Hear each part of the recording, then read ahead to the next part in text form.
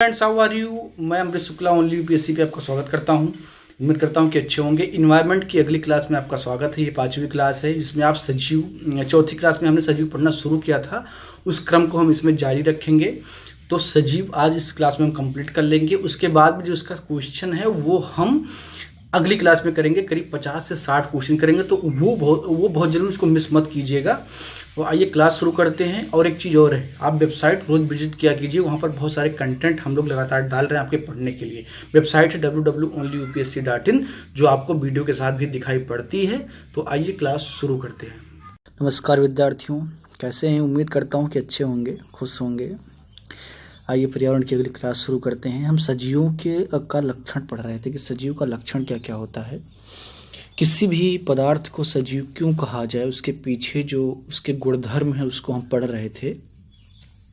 तो उसमें हमने उनके 5 गुणधर्म पढ़ लिए थे। बाकी के जो 3-4 गुणधर्म और बचे हैं उसको हम इस क्लास में पढ़ेंगे।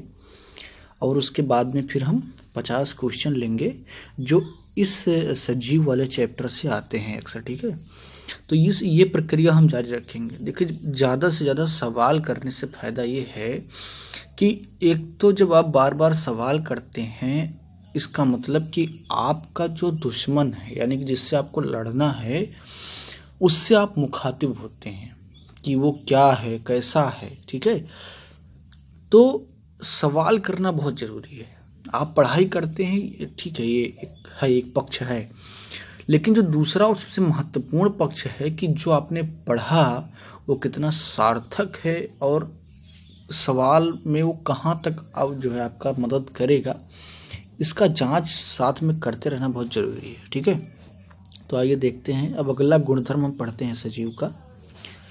सभी सजीव गति करते हैं। ठीक है, सभी सजीव क्या हैं? गति करते हैं।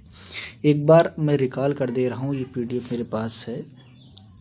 जो पहला लक्षण था, सभी सजीवों को भोजन की आवश्यकता होती है। दूसरा था, सभी सजीव श्वसन करते हैं। तीसरा था, सभी सजीव उत्सर्जन करते हैं। और चौथा है, सजीवों में इंद्रियां होती हैं। ठीक है, जैसे आँख, नाक, कान, जीभ, त्वचा, इनका अलग अलग काम होता है। और पांचवा था, सभी सजीव उद्दीपन के प्रति अनुक्रिया करते हैं। ठीक है, ये सारी चीज़ें हमने समझा दी थी।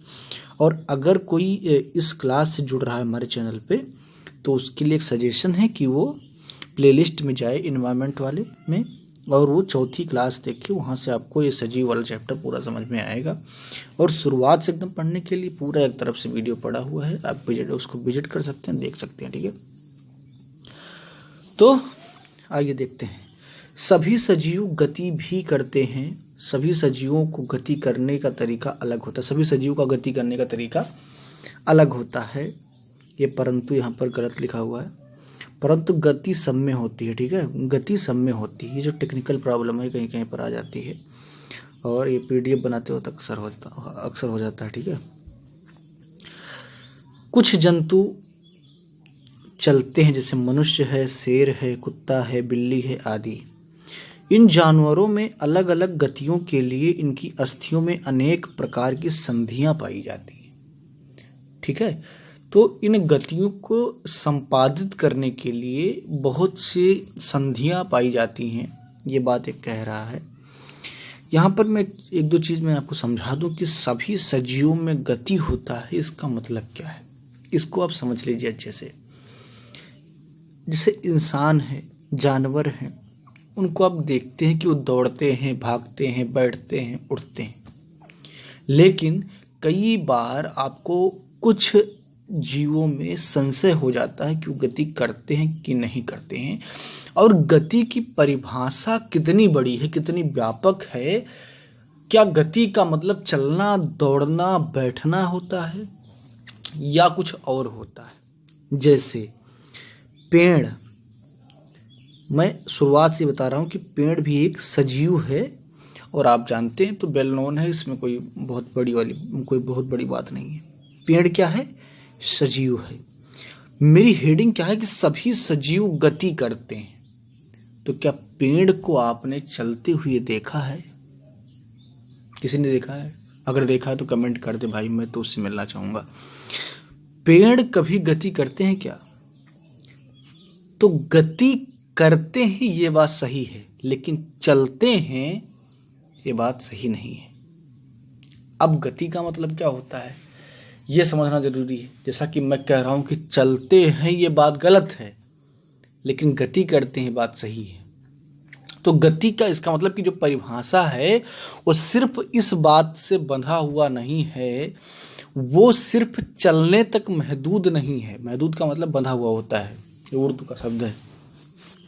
तो चलने का मतलब कि जैसे इंसान अपने पैरों का प्रयोग करके चलता है, ठीक है, या जानवर दौड़ते हैं, इंसान दौड़ते हैं, चलने की एक प्रक्रिया है, ठीक है, या बैठते हैं, उठते हैं, खाते हैं, पीते हैं, ये सारी चीजें क्या हैं, गति है। इन सारी चीजों का जो समुच्चय है वो गति है, ठीक है। तो गति कोई एक प्रक्रिया नहीं है, गति बहुत व्यापक प्रक्रिया है। अगर आप अपना हाथ हिला रहे हैं तो आप मोशन कर रहे हैं, ठीक है। तो पेड़ भी क्या है, अपनी पत्तियों को हिलाता है, अपने तनों को हिलाता है। जब आंधी चलता है आप देखते हैं कि किस तरीके से जो है हवा चलता है, तो आप देखते हैं कि पत्तियां हिलती हैं, पेड़ की टहनियां हिलती हैं। तो पेड़ भी गति करते हैं, इसमें आप कंफ्यूज नहीं करेंगे। आगे बढ़ते हैं, उम्मीद है कि समझ गए होंगे। ये जो संधियों की बात कर रहा था ऊपर की, इन जो जानवर जो चलते हैं, दौड़ते हैं, बैठते हैं, उनमें अलग अलग गतियों के लिए इनकी अस्थियों में अनेक प्रकार की संधियां होती हैं, ठीक है। तो उन संधियों का पूरा चार्ट यहाँ पर है, तो उसको देख लेते हैं। इससे सवाल कई बार आ जाते हैं परीक्षा में। पहला है कंदुक खल्लिका संधि। कंदुक खल्लिका संधि, इस प्रकार की संधि में सभी दिशाओं में गति होती है, ठीक है। ये इस प्रकार की संधि में क्या है, सभी दिशाओं में गति होती है। यह संधि कंधे एवं कूल्हे में पाई जाती है। अब आप समझ गए होंगे, ठीक है, कि कंधा हर तरफ आप नीचे भी झुकाते हैं, ऊपर भी झुकाते हैं, दाएं भी कर लेते हैं, बाएं भी कर लेते हैं। तो ये क्या है, जो कंदुक खल्लिका संधि कहाँ पाई जाती है, कंधे एवं कूल्हे में पाई जाती है, ठीक है। तो ये सभी दिशाओं में गति करते हैं। दूसरा है हिंज आपका, जिसको कब्जा बोलते हैं। इस प्रकार की संधि में एक ही दिशा में गति होती है।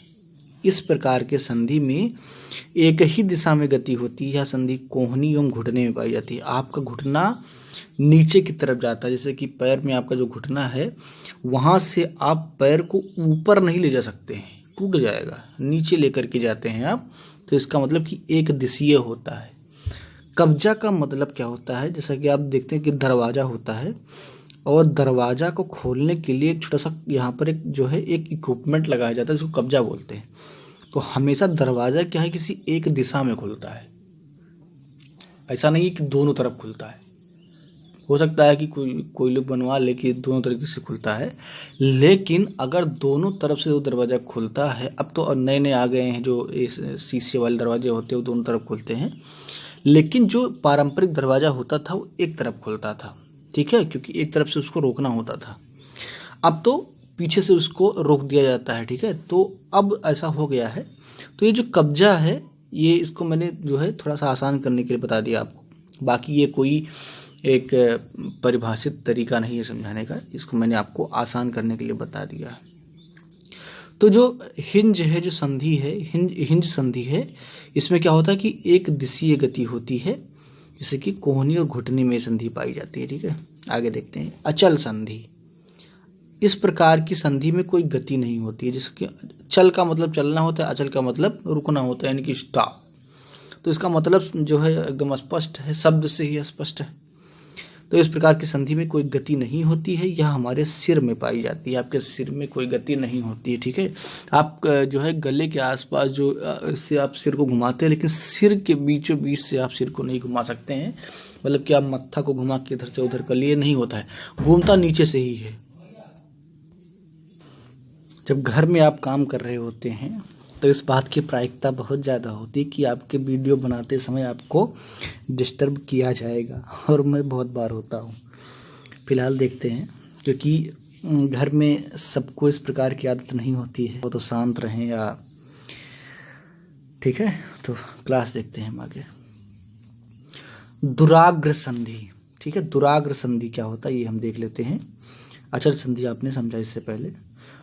इस प्रकार की संधि में ऊपर नीचे दाएं बाएं आगे पीछे की गति होती है। ठीक है, इस प्रकार की संधि में ऊपर नीचे दाएं बाएं आगे पीछे गति होती है। ठीक है, यह संधि हमारे सिर एवं गर्दन को जोड़ती है।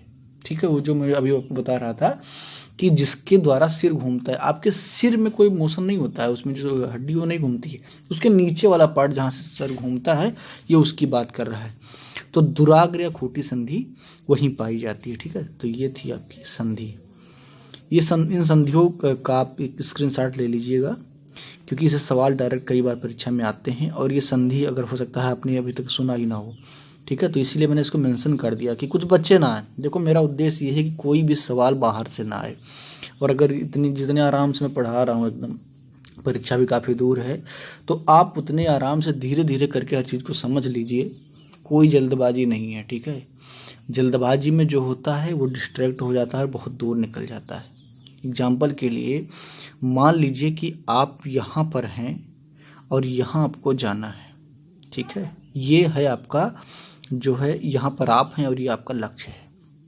अब आपने अगर हड़बड़ाहट में 1 डिग्री भी अगर रास्ता यहाँ से बदल लिया, यानी कि अगर 1 डिग्री कोण का जो है रास्ता आपने अगर गलत पकड़ लिया जल्दबाजी में या किसी अन्य कारण से, तो ये आगे बढ़ते हुए अपनी सफलता से आपको इतना ज़्यादा दूर कर देगा। ये गणित कहता है। ये बहुत ही व्यापक उदाहरण है, इसमें मैं कोई अपना नया ऐड नहीं कर रहा हूँ। इसीलिए लोग कहते हैं कि कोई भी काम, जो बड़ा काम आप कर रहे हो, जल्दबाजी में, हड़बड़ाहट में, बिना किसी स्ट्रेटजी के नहीं करना चाहिए, क्योंकि अगर आप 1 डिग्री भी गड़बड़ करते हैं तो आप परिणाम पर पहुँचते पहुँचते कितने दूर हो जाते हैं, देख लीजिए आप। ठीक है, तो उम्मीद करता हूँ कि आप इस बात को समझेंगे। आगे चलते हैं। सजीवों में प्रजनन होता है, ये समझ लेते हैं। ठीक है, जिस प्रक्रिया के द्वारा सजीव अपने संतान उत्पन्न करते हैं उसे प्रजनन कहा जाता है। यानी कि जिस प्रक्रिया के द्वारा सजीव अपने जैसे किसी को उत्पन्न करते हैं, वो प्रक्रिया ही क्या है? प्रजनन कहलाती है। वह जंतु जिसके शरीर पर बाल होते हैं एवं जिनके कान दिखाई पड़ते हैं, वह बच्चों को जन्म देते हैं। इन जंतुओं को जरायुज कहा जाता है। ठीक है, इन जंतुओं को जरायुज कहा जाता है। जैसे मनुष्य, कुत्ता, गाय, शेर, हाथी, ये क्या है? जरायुज हैं।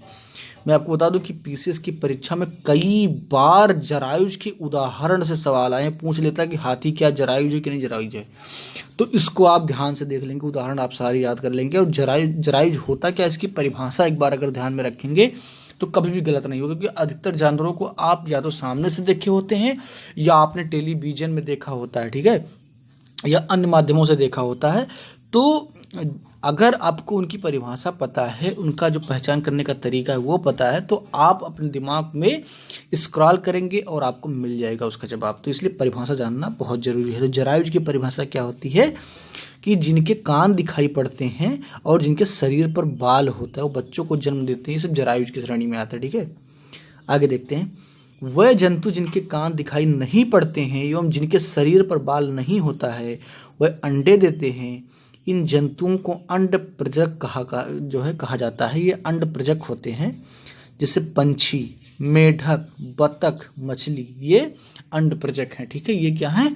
अंड प्रजक है। इनसे भी सवाल आते हैं, तो आप इनको भी याद कर लेंगे। चमगादड़, व्हेल मछली और सील मछली बच्चों को जन्म देती हैं। आप जानते हैं कि ये स्तनधारी होती हैं। ठीक है, और दूध भी पिलाती हैं, उन्हें स्तनधारी भी कहा जाता है। ठीक है, तो जो जंतु अपने बच्चों को दूध पिलाते हैं या स्तन धारण करते हैं वो स्तनधारी होते हैं। इंसान भी स्तनधारी होता है। ठीक है, तो ये था आपका जो है सजीवों में प्रजनन होता है, आपने देख लिया। ये भी एक सजीवों का लक्षण होता है। ठीक है, आगे देखते हैं। जीव और उनके बच्चों का एक मैंने यहाँ पर मेंशन कर दिया है, ये आप इसको देख लेंगे। इनसे डायरेक्ट सवाल आए हैं और खासकर यूपी पीसीएस की परीक्षा में बहुत बार आया है। यूपी पीसीएस की परीक्षा में इतनी बार आया है कि आप पेपर अगर उठा कर पुराना देख लीजिए, आपको बहुत बार मिल जाएगा, क्योंकि ये रटने वाली चीज़ है और पीसीएस की परीक्षाओं में खूब आता है। ठीक है, तो इसको एक बार आप देख लेंगे पूरा कि क्या जो है जंतुओं के बच्चों को कहा गया था। तो कपी जो है ठीक है। इसके बच्चे को बच्चा कहा जाता है। चमगादड़ कुत्ता और शार्क के बच्चों को पिल्ला कहा जाता है। ठीक है। भालू के बच्चे को शावक कहा जाता है। भालू के बच्चे को शावक कहा जाता है। ठीक है। पंछी, जो पंछियां होती हैं और पेंगुइन, इनके बच्चों को क्या कहा, चूजा कहा जाता है। ठीक है, चूजा कहा जाता है। अधिकतर आप जानते होंगे, लेकिन जिनको नहीं जानते हो याद कर लीजिए। तितली के बच्चे को कैटरपिलर कहा जाता है। तितली के बच्चे को कैटरपिलर कहा जाता है। तो तितली का जो बच्चा होता है उसको क्या, कैटरपिलर कहा जाता है। ऊंट, हाथी, जिराफ, याक, इनके बच्चों को बछड़ा या बछिया कहा जाता है। ठीक है। ऊंट, हाथी, जिराफ, याक, बछड़ा या बछिया, इसमें गाय भैंस भी होते हैं। ठीक है। तो इनके बच्चों को भी क्या कहा जाता है, बछिया या बछड़ा कहा जाता है। कौवा, कौवा के बच्चे को चूजा, क्योंकि पंछी की श्रेणी में आता है। ठीक है। मेढक के बच्चे को टेढ़पोल कहा जाता है। ये आप याद रखें, कई बार सवाल आया है। मेढक के बच्चों को टेढ़पोल कहा जाता है। ठीक है। आगे देखते हैं। बाज के बच्चे को इयास कहा जाता है। इयास, ये भी आप याद रखेंगे। घोड़ा और जेब्रा, ठीक है, इनके बच्चों को भी बछड़ा बछेड़ी कहा जाता है। ठीक है। कंगारू, बहुत महत्वपूर्ण है, कई बार ये सवाल आया। कंगारू के बच्चे को जोई कहा जाता है। क्या कहा जाता है, जोई कहा जाता है। बंदर के बच्चों को शिशु कहा जाता है। खरगोश के बच्चे को बन्नी कहा जाता है। देखिए, ऐसा है, कई बार स्थानीय जगहों पर अलग अलग जानवरों के बच्चों को अलग अलग नाम दिया जाता है, लेकिन जो नाम विज्ञान किताबों में प्रयोग होता है, जिनसे सवाल आते हैं, उनकी ये लिस्ट है। ठीक है। तो आप ऐसा माइंड नहीं करेंगे कि आपके यहाँ बंदर के बच्चे को बंदरिया कहा जाता है। ये जो है स्थानीय जगह पर कुछ भी हो सकता है। ठीक है। खरगोश के बच्चे को बन्नी कहा जाता है। भेड़ के बच्चे को मेमना कहा जाता है। ठीक है। कई बार सवाल इससे आया। शेर के बच्चे को शावक कहा जाता है, जैसा कि भालू के बच्चे को भी शावक कहा जाता है। ठीक है। तो आप इनमें जो कॉमन है उनको उनकी एक लिस्ट बना लीजिएगा कि शावक और जो है ये सब जो कई बार लिखा हुआ है, तो इनकी एक लिस्ट बना लेंगे तो जो है आसानी से याद हो जाएगा। ये पूरा याद कर लीजिएगा, इससे सवाल आते हैं डायरेक्ट। आगे देखते हैं। यहाँ पर देख लीजिए। पौधों में प्रजनन मुख्य रूप से बीजों के द्वारा होता है, जो आप जानते हैं, खासकर जो गाँव से उनको तो और पता है। ठीक है। परंतु उनमें निम्न तरीके से भी प्रजनन होता है, जैसे कलम के द्वारा। जिन्होंने बागवानी की होगी उनको पता होगा, ठीक है, कि कलम लगाया जाता है, यानी कि जो टहनी निकली होती है पेड़ की, उन टहनी को पहले मिट्टी से नीचे दबाया जाता है। उसके बाद में जब वो थोड़ा सा उसमें क्या है रेसे आ जाते हैं, तो उनको काट दिया जाता है यहाँ से, फिर इसको निकाल करके नए पौधे के रूप में लगाया जाता है। यही प्रक्रिया होती है जो है कलम की प्रक्रिया। तो गुलाब का पेड़ जो है इसे लगाया जाता है, ये भी प्रजनन का एक तरीका है। कलिका का मतलब आँख होता है। आँख के द्वारा उदाहरण जो है किसमें, आलू में होता है। ठीक है। आलू, जिन्होंने आलू की खेती की होगी उनको पता होगा कि आलू जो होता है उसमें छोटे छोटे से बने होते हैं आँख टाइप के, तो उनको उसी भाग से काट दिया जाता है और फिर इसको ज़मीन में डाल देते हैं और ये फिर से नए आलू के रूप में उत्पन्न हो जाता है। आलू के किसानों को पता होगा, जिनको नहीं पता है वो यहाँ से पता कर लें। ठीक है। जड़ के द्वारा, उदाहरण शकरम, जड़ के द्वारा भी जो है प्रजनन होता है। ठीक है। तो ये सारे थे जो पादपों में प्रजनन होता है, उनके उदाहरण थे जो अलग अलग प्रकार के होते हैं। ठीक है। तो ये आपने देखा। आगे देखते हैं। सजियों में वृद्धि होती है। ठीक है। ये बहुत ही नॉर्मल सी बात है, इसलिए मैंने केवल इसमें एक दो वाक्य लिखे हैं कि सभी सजियों में वृद्धि होती है। आप जानते हैं, चाहे वो पौधा हो छोटा सा, बड़ा होकर पेड़ बन जाता है, छोटा सा इंसान का बच्चा बड़ा होकर के बड़ा इंसान बन जाता है, या जानवरों के छोटे छोटे पिल्ले, बछड़े, बछिया बड़े जानवर के रूप में तब्दील हो जाते हैं। ठीक है। तो ये बहुत ही कॉमन सी बात थी। 9वां है, सजियों की मृत्यु भी होती है। बिल्कुल ये सत्य है। जो आया है सो जाएगा, राजा रंक फकीर। तो ये बात सत्य है कि जो सजीव है उसको मृत होना है। मेरी खुद की एक शायरी है जो मैंने अभी कुछ दिन पहले लिखा था कि ज़िंदगी महदूद है चंद लम्हों में, बेवजह लोग छोटे छोटे किरदारों पर नाज करते हैं।